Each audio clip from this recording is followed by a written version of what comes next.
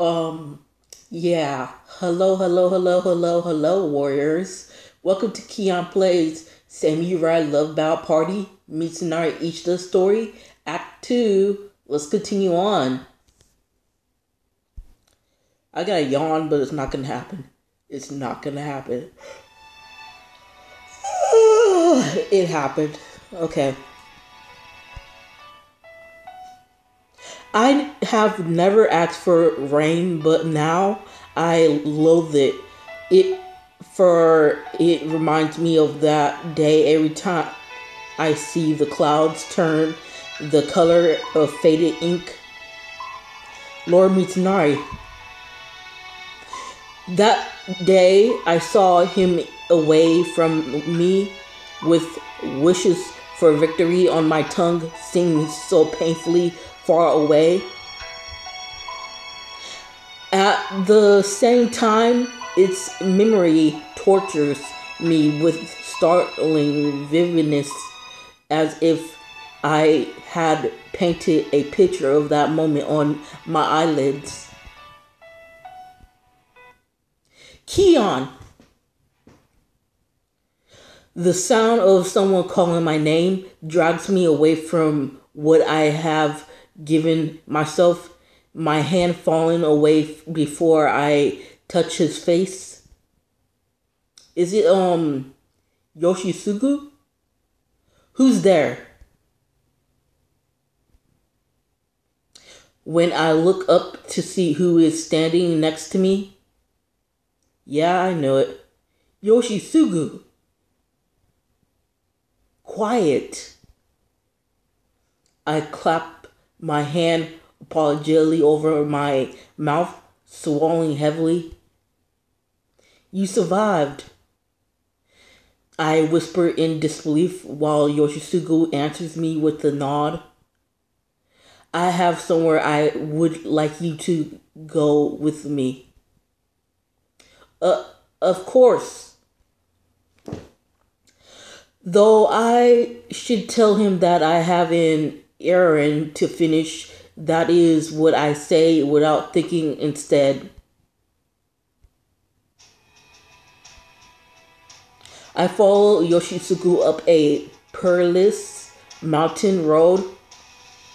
The rain stops before I notice it has, the bright moon filling the sky. We continue through the dark in silence, our way lit by the rain veil of silver.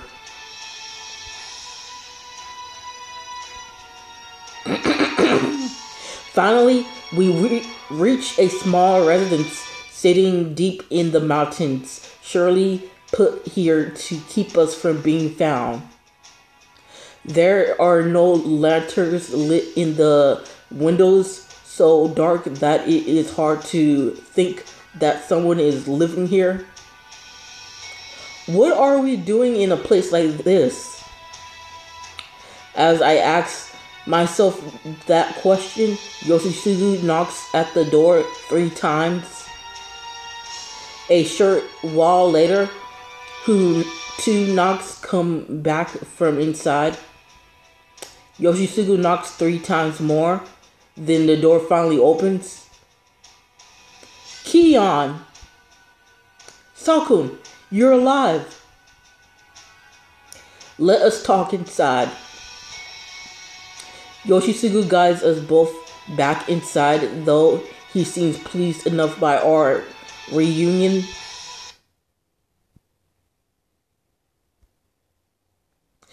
When Sakun leads me inside the single room, I come face to face with someone that I long had known to have been gone. Who? Is it Mitsunari? Mitsunari, my love. Mitsunari, my love. That's my bae. Mitsunari is my bae. Okay, I'll stop.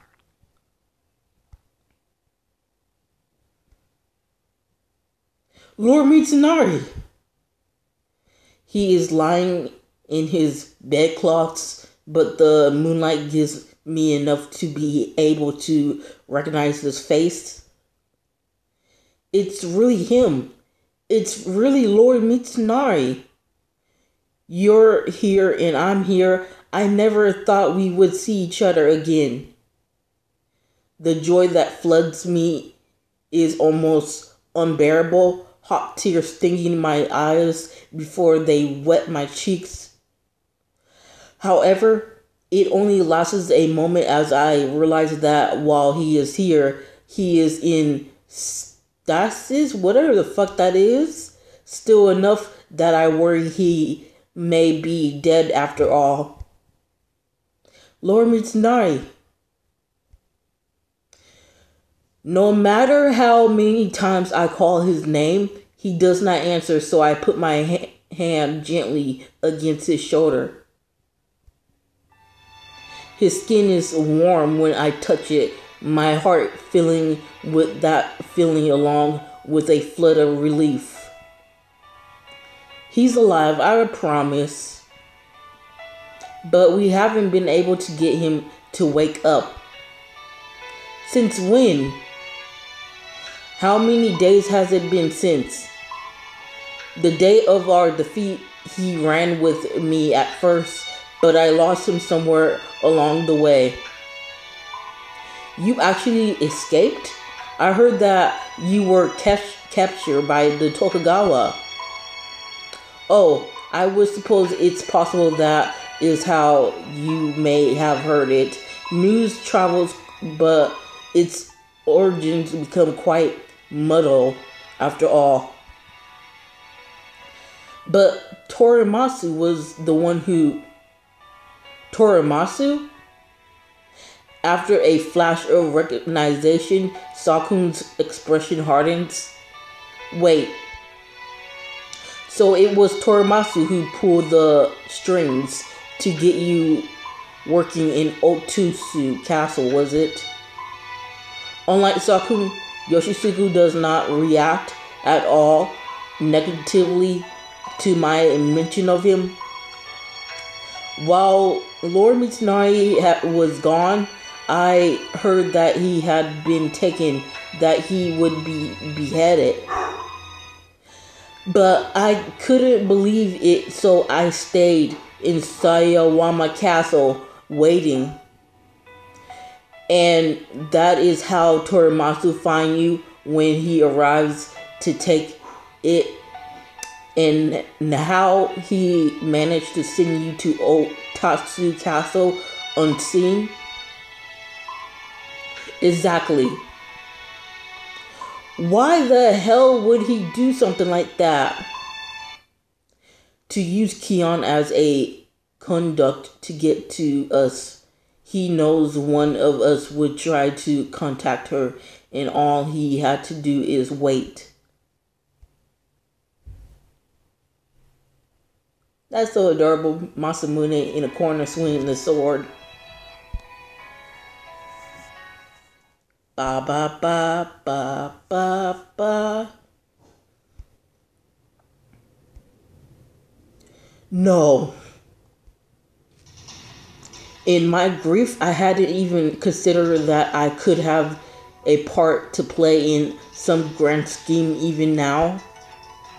Now that I'm more clear-headed, Torimasu never said they had Lord Mitsunari at all, did he?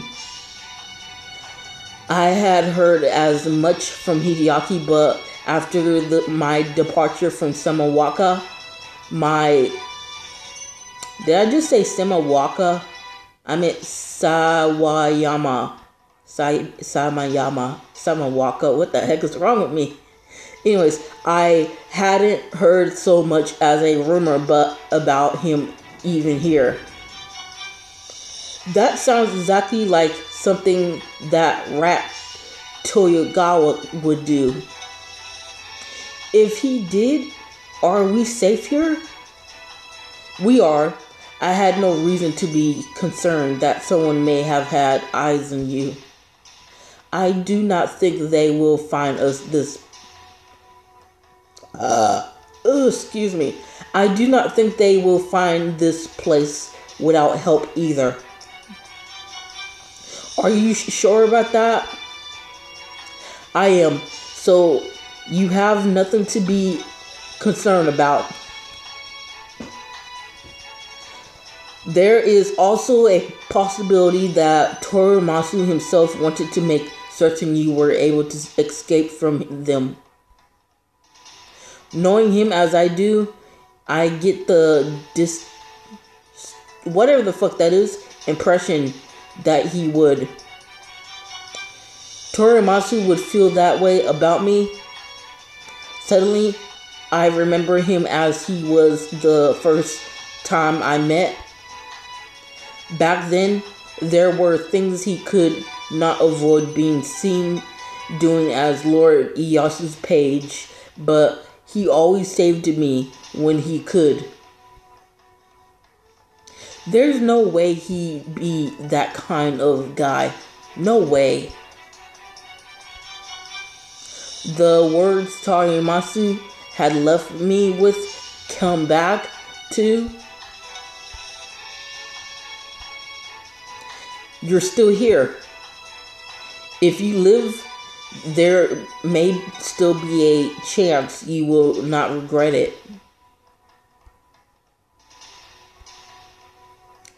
I wonder if he was trying to tell me that I may see Lord Mitsunari again at all. Back to the story, if I may. Sakun found Mitsunari much more quickly than I did. Yoshisugu turned to Sakun either to give him a chance to rest or to let him be part of the telling too. That's right, Lord Mitsunari and I split up when we escaped. Masamune, I love you! You're my second babe. My second bae. Masamune, my second bae. Masamune, my second bae.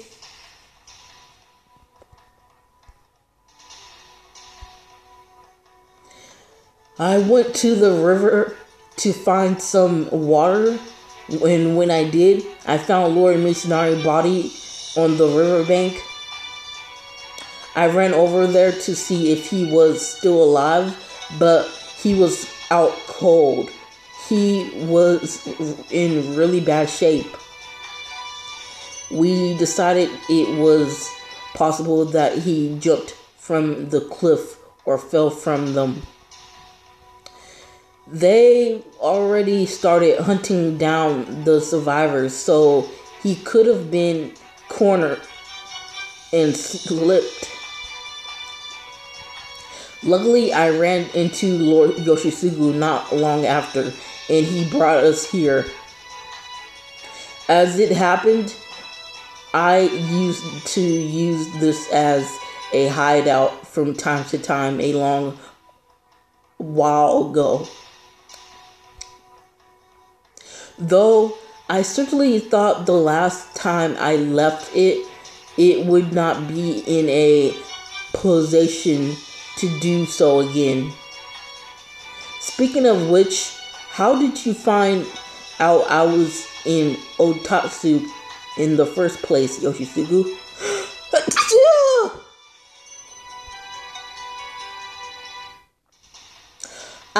That I just heard from someone that they had seen you in town. I lost him once, but as soon as I heard that, I knew there was someone who would give anything to bring him back.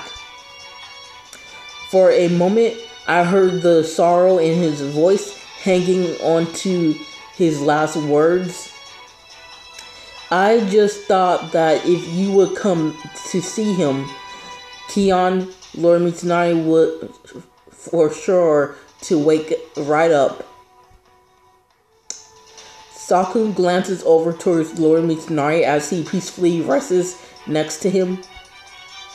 So I asked Lord Yoshisugu to find you and bring you here. Kion has only just arrived. It may take Mitsunari a moment to notice she has. I watched Lord Mitsunari carefully, praying that Loshi, what the freak is wrong with me? Loshi Sugu. What the heck? Anyways, Yoshisugu will be as right about him as the time as he always has been. And if this episode is where you can't hear me and the audio is busted, I'm not gonna care. I'm still gonna post it. You can just read it by yourself if it's busted and you can't hear me.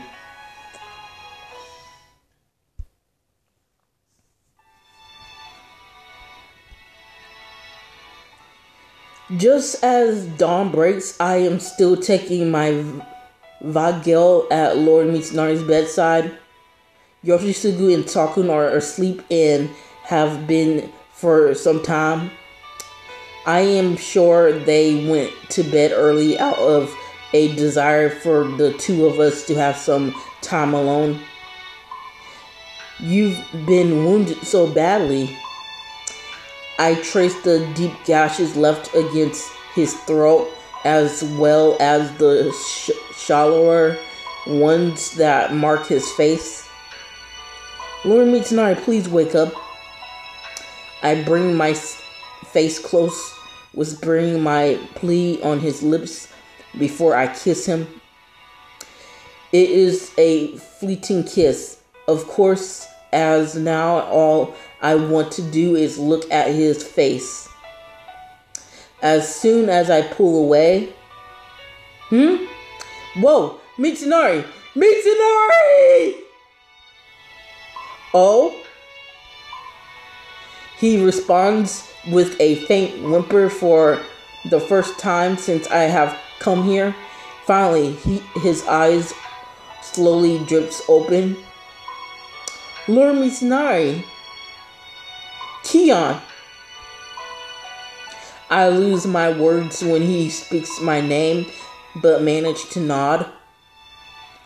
Is it really you? It is. I'm not a vengeful spirit to come take my heart back or anything. Lord Mitsunari says nothing to that, his gaze moving to the ceiling for a moment. What in all the hell's happened to me?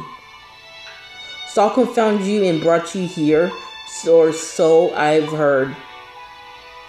I tell him the whole story between sobs, letting my tears flow freely as I do. Perhaps that is enough for his mind to hold on to, as he answered is short but thoughtful. After a long silence, Lord Mitsunari sighs a little. I wait for what he is going to say. So I survived. His tone is so flat that it is impossible for me to tell if he is happy to be alive or sad to have died. As long as you're alright, that's all that matters. Though I try to hold my joy out of respect for his feelings, it spills out anyway. Lord Mitsunari looks at me and chuckles a little, a smile teasing at the corner of his mouth. Mitsunari, you're so sexy. Sexy for my shoes, so sexy for my boobs, so sexy for my shoes, sexy, so sexy. Okay, I'll stop. Anyways, Warriors, I'm gonna go ahead and end it. And again, if you can't hear me and the audio is busted and broken, then read it yourself. I'm not reading it for you. Anyways, stay out, take care until next time. Kia plays Samurai Love Ballad Party. Until next time, Keon plays again. Bye!